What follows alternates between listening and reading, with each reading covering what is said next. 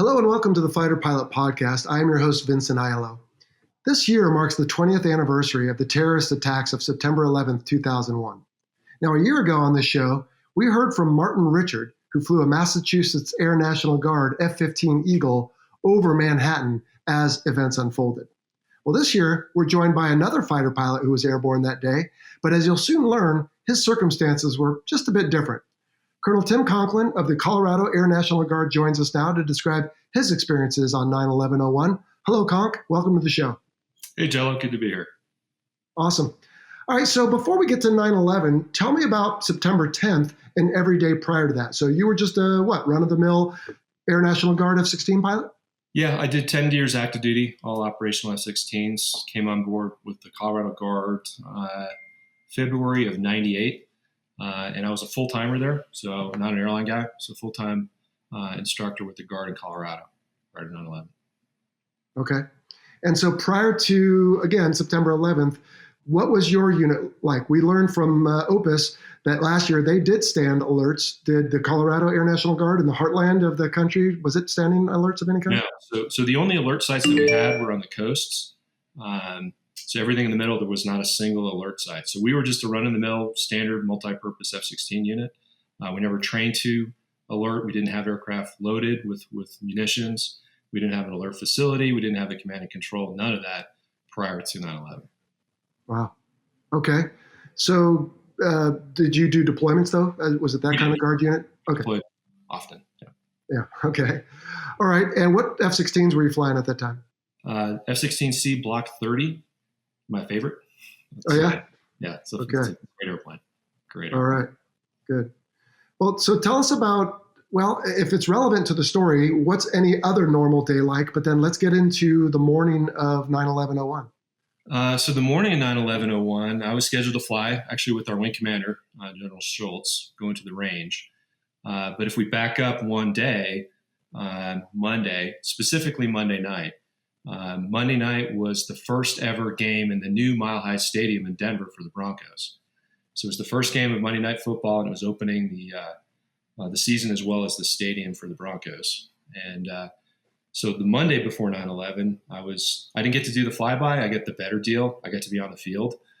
So we were on the field talking with the players and stuff, coordinating for the flyby at the pregame. And then once the flyby was over, spent the first quarter or so on the field. Then we went up to the Broncos have a luxury box that the guys that did the flyby and myself got to hang out in. So that was September 10th, and I remember that very well because the next morning driving into work, I was listening to the radio to hear the recap. The Broncos won. They beat the Giants that day. Listened to the recap, hoping the Broncos this year would return to their Super Bowl glory of a couple years prior, 98, 99. And couldn't wait to get to work just to talk to the bros about the game and how much fun we had at the game and after the game. So as I'm driving into work on September 11th, I'm listening to sports radio, and I'm maybe about 2 minutes from the base when I hear the news break that said a small airplane has crashed into one of the World Trade Center towers. I didn't think anything of it. I was like, I want to hear about the game and the highlights and all that stuff. So I walked in and started mission planning, and really there was not a whole lot going on in terms of our awareness of what really had happened. We just thought a small airplane hit the towers. This guy must have been bad weather. Pilot got lost. It's happened before. And so we didn't think anything of it until about 10 minutes after I got to the squadron. Okay. So what was it that tripped you guys up to this is more than just a lost or a wayward pilot?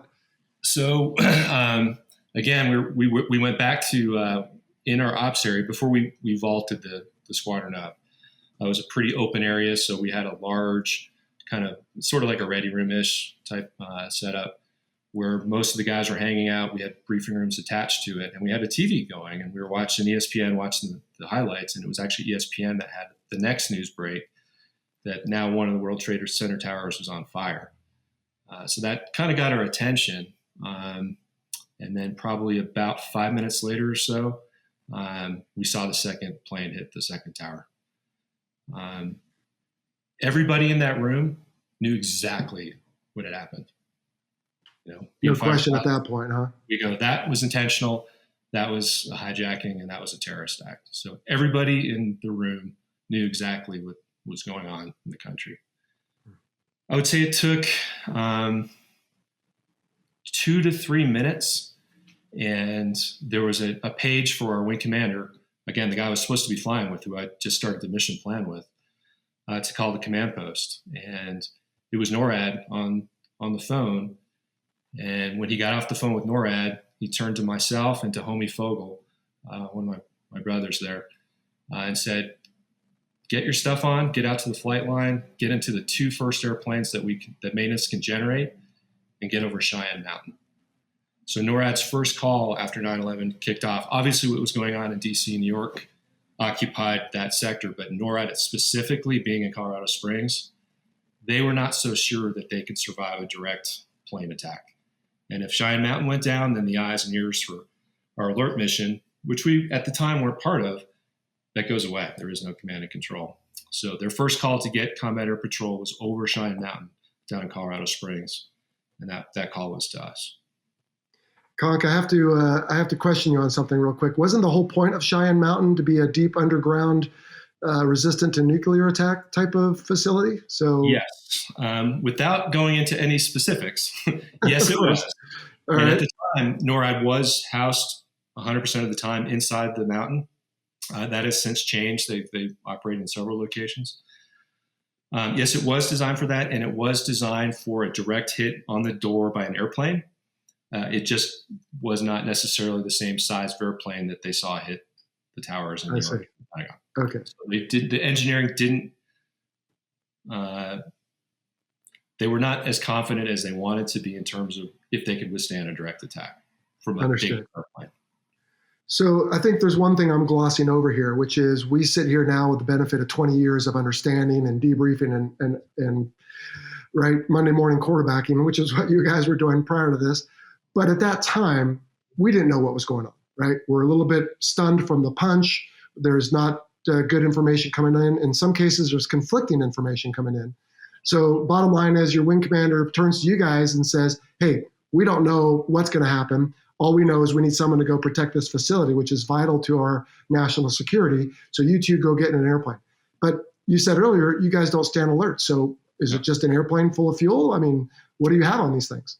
So that's a good point. So yeah, we weren't an alert unit at the time. So typically an alert unit would have X number of airplanes fully loaded with the air-to-air loadout. They'll have pilots that are standing by. They'll have maintenance and weapons troops standing by in a facility close to the airplanes. There'll be command and control systems in place within the command post that you can communicate with either NORAD, Western Air Defense Sector, or the Eastern Air Defense Sector, depending on where you're at.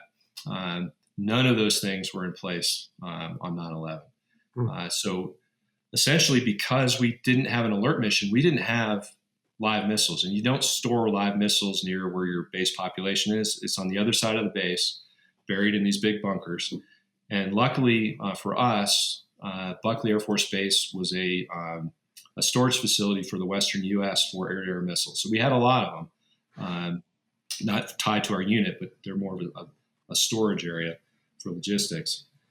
But it takes time to get them out of the weapon storage area across the base, and then now you have to load them up and the rest. That takes some time, and we didn't have time. So the reason General Schultz picked Homie and I is we were both pretty high-time F-16 guys back then, with tours both in Europe and Asia. We both had sat alert in other locations. Okay. And we both had a lot of time doing no-fly zone enforcements in Iraq. So we were familiar with the mission, just not the specifics of U.S. alert and the rules of engagement associated with that. Of course, that all changed on 9/11. Yeah. So in order to get airplanes up quickly, the only thing that they could do is the jets that were on the schedule that day were going to go to our bombing range. So we were going to shoot the gun with training rounds. So same gun as all the fighters have, 20 millimeter cannon, Vulcan cannon. But instead of the HEI, high explosive incendiary rounds, they were just the training bullets. So that they were loaded in the airplane. So all they had to do is pull the pins out, and we had 510 rounds of training munitions, which would have been more than sufficient to cut an airplane in half. So it was enough to do the job, short term. You wanted missiles, but we didn't have time to load them. It was going to take several hours for that to happen. So So maintenance did a great job. We weren't supposed to fly for several hours, and they generated 2 airplanes immediately. So in pretty short order, we got our stuff on, kind of briefed on the fly, and our briefing was, let's just figure this out as we go. We don't know what's going on, because we didn't have the luxury of sitting and watching all the news reports and what was expected, because right after the second tower got hit, we were kind of in go mode in terms of getting airborne and getting over Cheyenne Mountain. So we knew kind of what happened just watching the second plane hit, but we didn't know the rest of the story and if there was more attacks coming. So it was figure it out on the fly. And so by the time you guys are getting going, it took some time, obviously, to collapse, if you will, all the aircraft that are flying onto the ground somewhere. So what's the plan? Get you up there as all the airliners are trying to come down, and then just be available in case one doesn't respond? Or, I mean, is there a plan? Again, there's the fog of war essentially here, right? It is. And what you're referring to is Skatana. I had to look it up. Okay. So for really the first time in U.S. history, the FAA declared Skatana, which is Security Control of Air Traffic and Air Navigation Aids, which basically grounded the country. So any airplane that was airborne, there was guard calls that were sent out. All the airlines sent messages to their guys, land at the nearest suitable airplane. We had airplanes at DIA in Denver, parked on taxiways. They closed runways just to fit all the airplanes, because airplanes that were flying over Denver were told to land immediately. So that word got out through the NOTAM system, through guard calls, and the rest. And our job was, what if one of these airplanes doesn't respond? And then the follow-on. There was obviously some big worries that there was follow-on attacks. Right. So that's why. And we weren't the only ones. Pretty much any fighter base in the United States launched what they could, specifically to get over the population centers. And our initial tasking was to get over Cheyenne Mountain, and then eventually that expanded to Colorado Springs and Denver as well. So let's see, back to your original question. Well, the question was, okay, you get airborne and you're kind of making it up on the fly, no pun intended, right? But you're also talking with your wingman there, and probably I would think going through, well, hey, if someone doesn't respond, this is what we'll do, right? And I imagine you're going to give the benefit of the doubt here, pull up alongside, see if you can look inside the cockpit and get an idea of what's going on in there, maybe some warning shots. But I don't know. I mean, for me, I wasn't in this situation. I was in Fallon at the time, and we did stand some alerts, not airborne. But that was the big question is, could you really bring down an airline? I don't mean physically. Like you said, the bullets you had were more than suitable. And we're military, so we follow orders. But when you stop and think about it, that still is a pretty hefty order. So did that start to sink in for you guys? Well, really the biggest issue, so let me back up. So we finally get 2 airplanes ready. So Homie and I take off. And by now, Skatana had been declared, so everything's grounded. But we didn't have a command and control organization to talk to. So there wasn't the Western Air Defense Sector or NORAD. Even though NORAD's down the street, they can't communicate with anybody, locally. It goes through different systems. Right. So when we got airborne, our first call, we live right underneath the Class B airspace in Denver, so very heavily trafficked area. Obviously, at that point, there was no traffic. So our first call was just to Denver Departure Control and said, hey, we're airborne. And I'll never forget that the controller said, Red Eye 1, you two, the only airplanes airborne in the state of Colorado. Thank God you guys are here. Godspeed. Go wherever you want. Go as fast as you want, as high as you want. You own the airspace. But that got us thinking. When you ask, what if an airplane's not complying? Who do we talk to? Because we don't have command and control in place at this time. So it was just talking to ATC, so Air Traffic Control Center, Denver Center, as well as Denver Approach and Colorado Springs Approach. So we got airborne. We talked to Denver Center and said, hey, are we the only 2 airborne? They go, yep. There's no one within 1,000 miles. Everything has. We just landed the last 6 airplanes at DIA. Everything else is down, so there is no traffic. So go wherever you want. You own the entire state of Colorado. Go wherever you want. So obviously our tasking was to go to Cheyenne Mountain.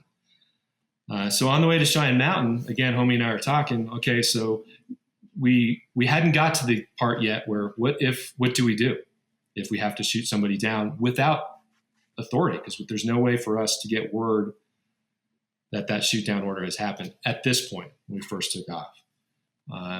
So again, it was just using our judgment, and we could maybe do some turns in front of airplanes if we did see them. But there was nothing airborne, so we didn't get to that point. But we did have to figure out, though, from a tactical perspective is, okay, our mission is to go over Cheyenne Mountain, so just on the southwest corner of Colorado Springs.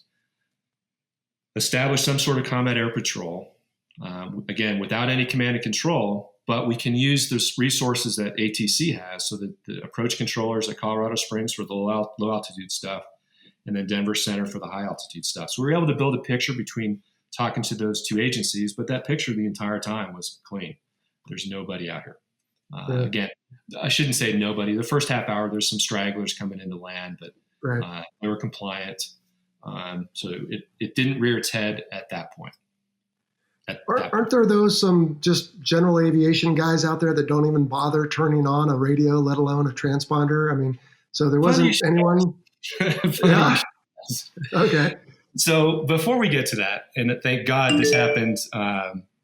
This happened when it did. After our first hour, we got a tanker from McConnell Air Force Base. So KC-135 showed up for us to keep our legs out there. Mm-hmm. And then an AWAC showed up. So now a command and control airplane arrived, and they were just there. So there's 4 airplanes in Colorado. So the AWACS, the tanker, and us 2 knuckleheads. So at that point, we started working it out with AWACS. Okay, we're trying to figure out the rules of engagement, and they're like, so are we.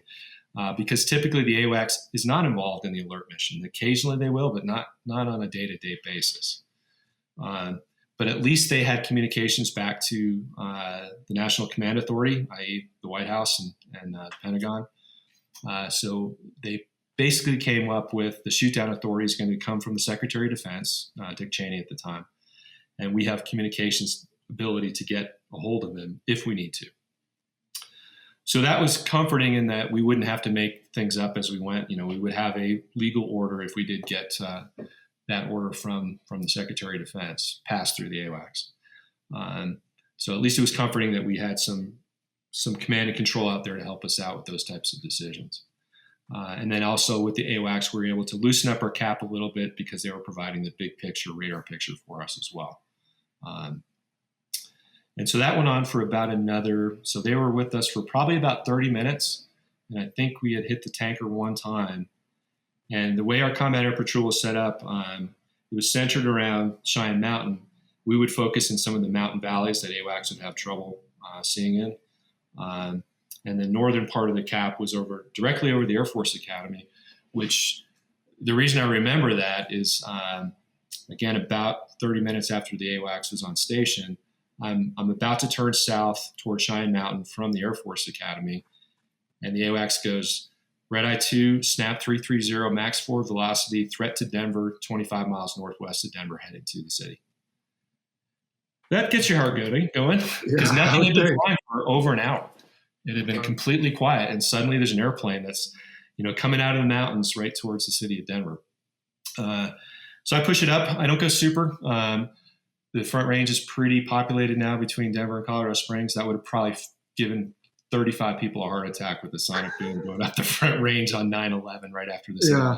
So, but I'm doing 0.99, probably almost 600 knots, and I get this radar contact. Again, it's about at this point 15 miles northwest of Denver, heading towards Denver. And then homie's about 10-mile trail with me, and AWACS is like, we're trying to identify this person. We can't do it. We are contacting the Secretary of Defense at this time, meeting for a shoot-down order. And so as I looked at the radar track and where this guy sat in relation to the Metro of Denver, there's an airport northwest of Denver. Several of your listeners probably have been there. Used to be called Jeffco. Now it's Rocky Mountain Regional. It's a pretty major GA airport on the northwest side of Denver, kind of in the Boulder, Broomfield area. Okay. And I noticed he was heading directly to that airport and starting to descend. So I said, homie, could you figure out the frequency for the tower at Jeffco? And so he passes that on, and we switch on our Oxfreak to tower. So we're talking to AWACS on our primary UHF frequency, and we're talking to Jeffco tower on the VHF frequency. And so I contact tower and said, hey, Jeffco tower, are you talking to this guy? And he goes, yeah, he's up on frequency. And so at this point, I'm probably close to about 10 miles or so. from him. He was probably about 5 miles north of the field. And I said, "Hey, aircraft northwest of Jeffco, confirm you're going to be landing." And he goes, "Well, maybe. I don't know. What if I don't?" As he is saying that, AWACS is on our other frequency going, "We have got a hold of the SecDef. We're getting a shoot order now." Oh, Yeah. jeez. So this is happening, in 2 radios at the same time. And meanwhile, I'm now realizing I'm doing about 600 knots and he's doing about 110.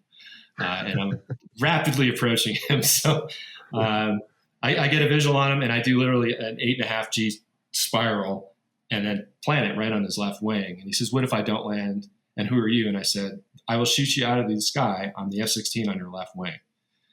And at that point, in a great call, this is the kind of stuff that you're just happy that people have this kind of awareness.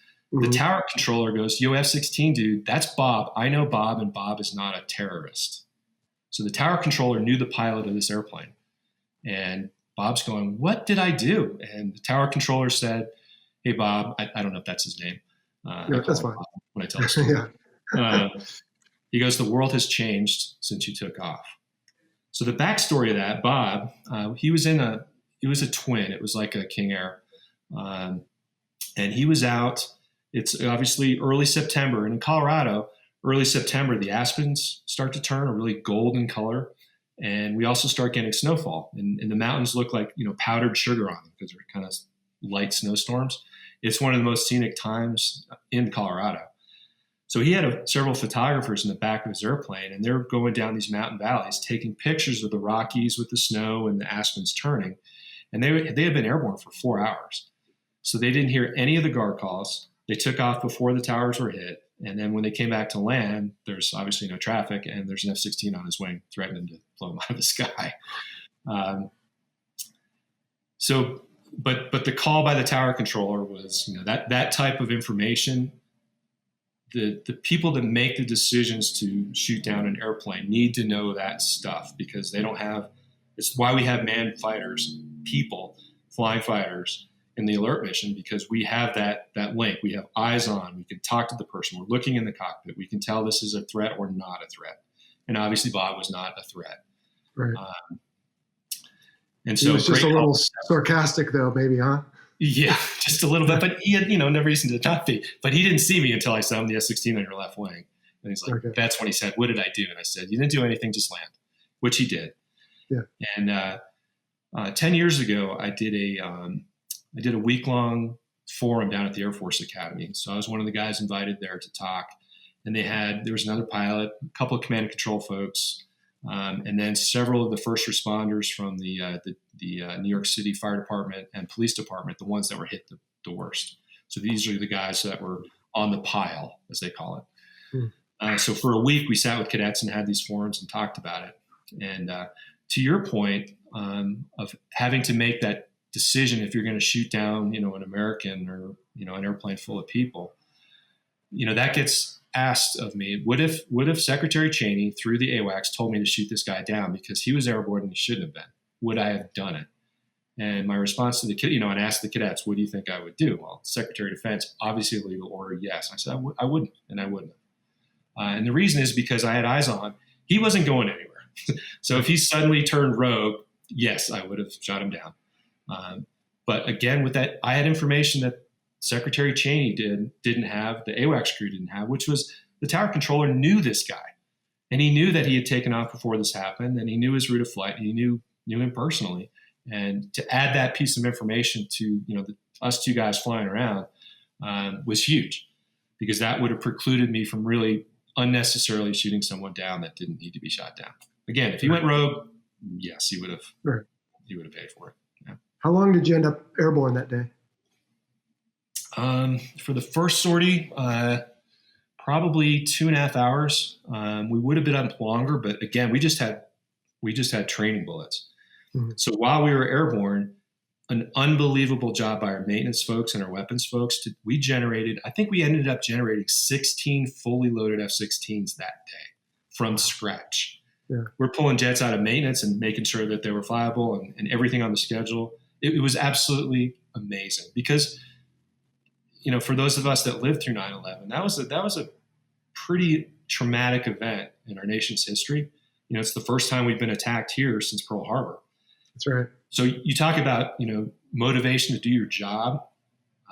There's plenty of that to go around that day for sure. Oh, So great job on our maintenance guys and our weapons guys. So they drug all the missiles we owned out of the munition storage area, dragged them across the base, loaded up all the airplanes.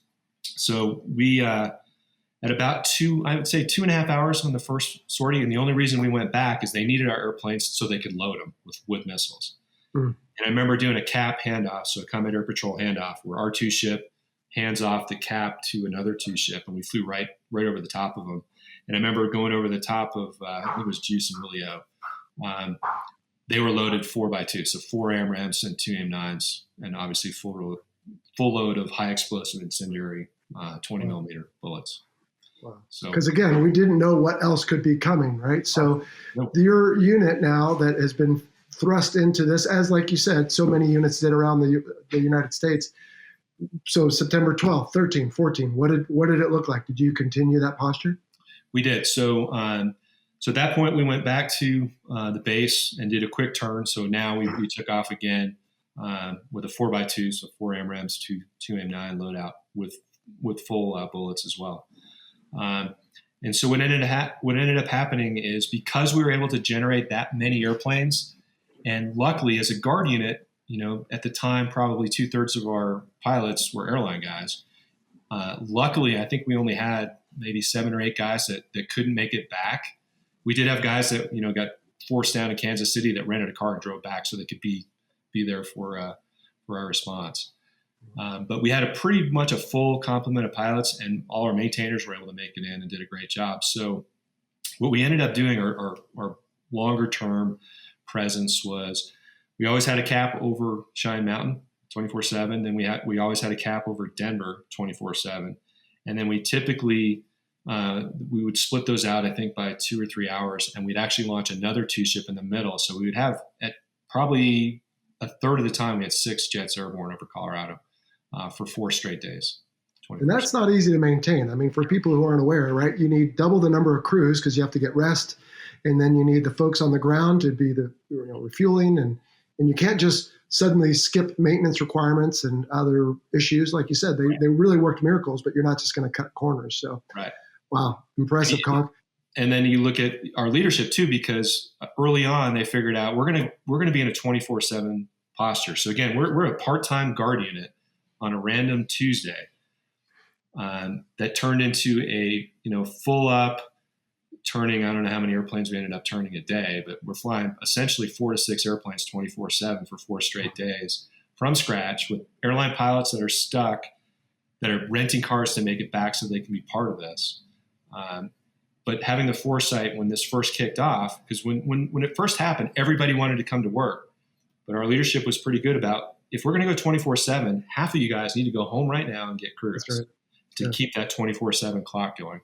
So I think our leadership at the time did a phenomenal job in terms of managing that. And that goes for maintenance too. You can't just, and again, most of our maintenance guys are part-time guys that work other jobs. So we had to call all of them in. We had college students. They had to bring them back from college if they were local to help generate airplanes and turn airplanes. And we didn't know how long that was going to last. But essentially it was for our 6 jet, 4 jets airborne commitment was 24/7 for 4 days. But then we continued a 24/7 cap over Denver. I don't remember how long, but it was weeks or months that we kept 2 jets over Denver.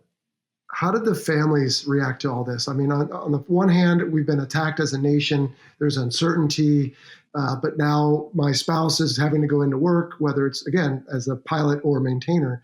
But I have to think there was a lot of, nerves as well at the home front. Yeah.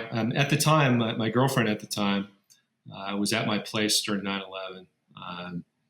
And so obviously it was a long day for me. So I ended up turning once, and then that next mission was 4 or 5 hours. Wow. So I got back probably about 8 or 9 o'clock at night that day.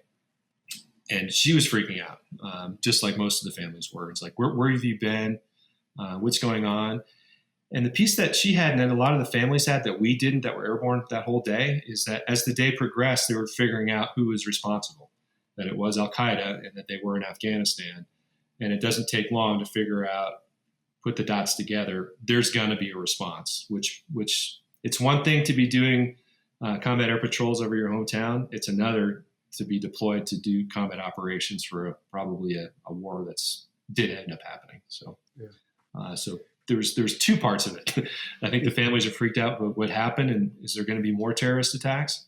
And those that were married in the military families are worried of, hey, my husband, wife, daughter, they're going to go over to Afghanistan and fight another war, which is what happened. Which is a whole separate discussion, Conk, that we can maybe have some time. But just wrapping this up, when you think back to that day, what sort of emotions do you sense or feel or whatever? And looking back now with hindsight, how did you guys do? From that day,